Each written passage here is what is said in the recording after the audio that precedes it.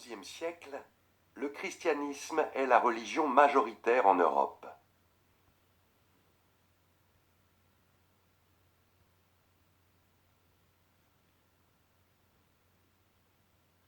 Les Européens sont très croyants. De nombreuses églises et cathédrales sont construites dans les villages et les villes. Les chrétiens considèrent la ville de Jérusalem en Palestine comme une ville sainte.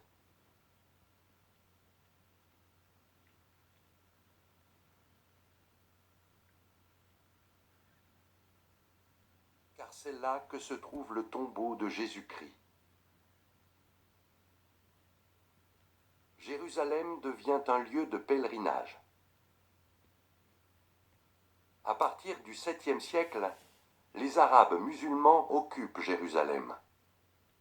Jusqu'au XIe siècle, ils laissent les chrétiens effectuer leur pèlerinage.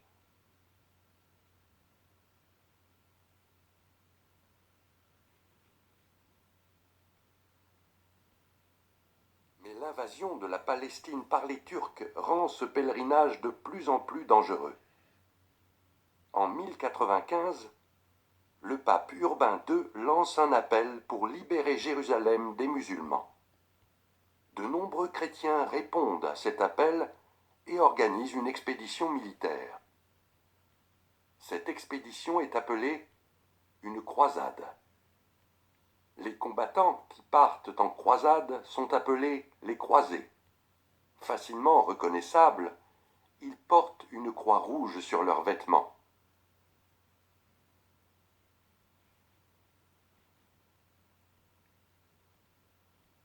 Les croisés sont des seigneurs et des chevaliers. Un des chefs de la première croisade s'appelle Godefroy de Bouillon. Après une terrible bataille, il conquiert Jérusalem en 1099.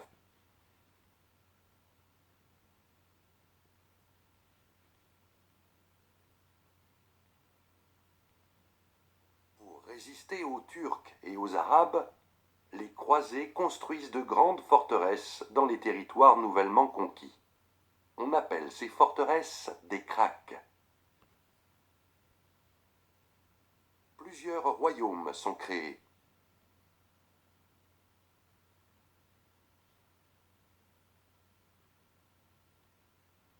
En 1187, la ville de Jérusalem est reprise par les musulmans. Le pape lance un nouvel appel pour une croisade. Jusqu'à la fin du XIIIe siècle, les chrétiens organisent 8 croisades contre les musulmans. Mais en 1291, les musulmans reconquièrent tous les territoires chrétiens du Moyen-Orient. Pendant plus de 200 ans, les croisades ont opposé très violemment des dizaines de milliers de soldats chrétiens et musulmans. Mais elles ont aussi favorisé l'ouverture de nouvelles routes marchandes entre l'Europe et le Moyen-Orient. La multiplication des échanges commerciaux permet à l'Europe de découvrir les produits orientaux, comme les épices, les étoffes et certains aliments comme l'abricot.